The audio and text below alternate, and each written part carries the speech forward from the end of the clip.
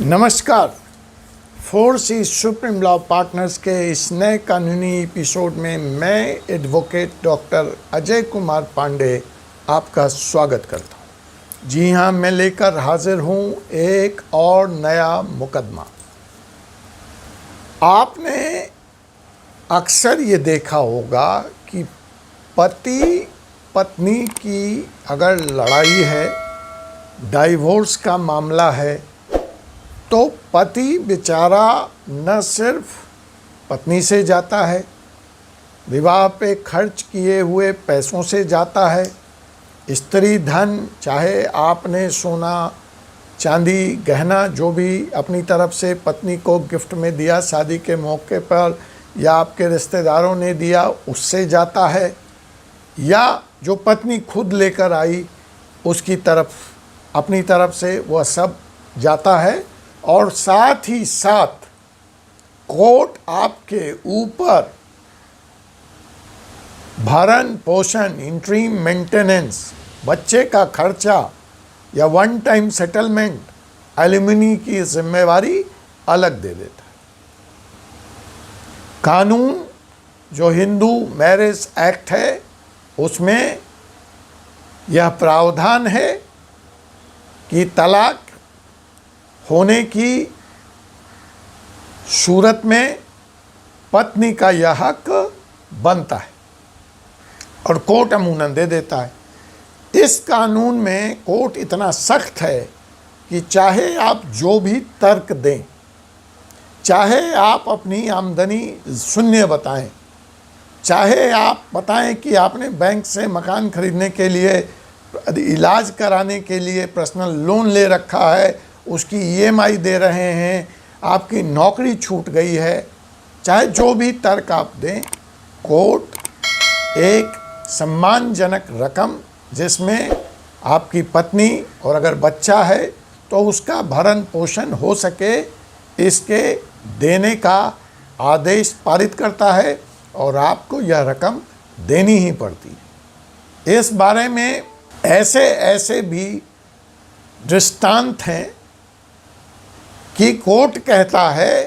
कि चलिए माना आपके पास कोई काम नहीं है, आपके पास कोई जड़िया नहीं है, लेकिन आप स्वस्थ हैं, आपके पास शरीर है, आप पढ़े लिखे भी नहीं हैं तो भी चलेगा। आप दैनिक मजदूरी करें और दैनिक मजदूरी करके 400-500 रुपया रोज़ कमाएं, लेकिन आपको अपने बच्चों का और अपनी पत्नी का भरण पोषण देना ही चाहिए और देना ही पड़ेगा। अब आज का जो हमारा ये एपिसोड है, आप कहेंगे वकील साहब ये तो हम जानते हैं, ऐसा तो रोज़ होता है, हम रोज़ देखते हैं, आप क्या वीडियो लेकर आए? सही सवाल। मैं ये वीडियो लेकर आया हूँ आज कि ऐसी अवस्था में अगर आप अपनी पत्नी से नाजायज़ तौर पे सताए गए हैं, पीड़ित हैं, वह झूठ बोल रही हैं, तो इस कानून का दूसरा पहलू भी है। वो दूसरा पहलू ये है कि बजाय आप अपनी पत्नी को या इंटरिम मेंटेनेंस रकम दें या भरण पोषण भत्ता दें या एलिमनी दें, इसकी जगह आप उससे ले भी सकते हैं। तो जी हाँ, यह मुकदमा है पत्नी से तलाक की अवस्था में भरण पोषण की रकम या एलिमनी कैसे प्राप्त की जाए, इस बारे में कानून क्या कहता है। तो आइए बिना समय गवाए और बिना कानून की बात किए हुए फिलहाल हम आपको सीधे लिए चलते हैं कोर्ट के एक फैसले की तरफ, जिसमें यह निर्णय दिया गया कि पत्नी को अपने पति को 10,000 रुपये प्रति माह भरण पोषण की रकम देनी पड़ेगी। और यह निर्णय है मुंबई हाई कोर्ट का, यह किसी डिस्ट्रिक्ट फैमिली कोर्ट का निर्णय नहीं है। तो यह अब तक के मौजूदा प्रारूप में बहुत ही अलग तरह का निर्णय है जो मैं लेकर आपकी जानकारी के लिए, आपकी सुविधा के लिए लाया हूं। और इसी के बहाने हम समझेंगे हिंदू मैरिज एक्ट के सेक्शन 24 को और सेक्शन 25 को, जिसके तहत इस मेंटेनेंस का दावा किया जाता है या जिसके तहत यह मेंटेनेंस मांगा जाता है। तो एक्ट की चर्चा लास्ट में करेंगे। अभी फ़िलहाल आइए हम इस केस में जहां यह निर्णय आया है हम उसकी बात करते हैं। तो जी हाँ जनाब, इस केस में यह क्या हुआ कि बम्बई की हाई कोर्ट ने लोअर कोर्ट के फैमिली कोर्ट के फैसले को सही माना और पत्नी के तमाम दावों को, तमाम तर्कों को, तमाम ग्राउंड को कैंसिल करते हुए पत्नी को यह आदेश दिया कि आप अपने अनएम्प्लॉयड पति को, जिनके पास नौकरी नहीं है, जिसके पास इनकम नहीं है, उसको भरण पोषण भत्ता 10,000 रुपये प्रति माह दें। पत्नी ने फैमिली कोर्ट के इस निर्णय को मुंबई हाई कोर्ट में चैलेंज किया था और यह कहा था कि देखिए उसकी नौकरी चली गई, देखिए उसने एक पर्सनल लोन लिया हुआ है जिसमें उसकी किस्तें जाती है, देखिए उसके पास एक बच्चा है जिसका उसे भरण पोषण करना है और ऐसी हालत में उसके लिए यह संभव नहीं है कि वह पति को 10,000 रुपये प्रति माह यह भरण पोषण भत्ता दे। कोर्ट के अपने इसी तर्क में, अपने इसी ग्राउंड में यह महिला, यह पत्नी फंस गई।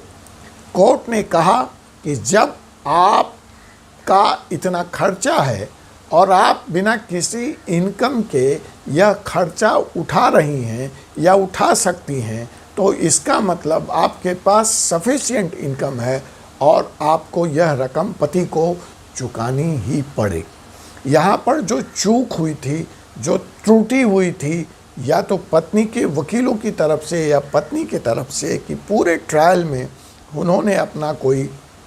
इनकम एक्सपेंस एफिडेविट या उसका ब्यौरा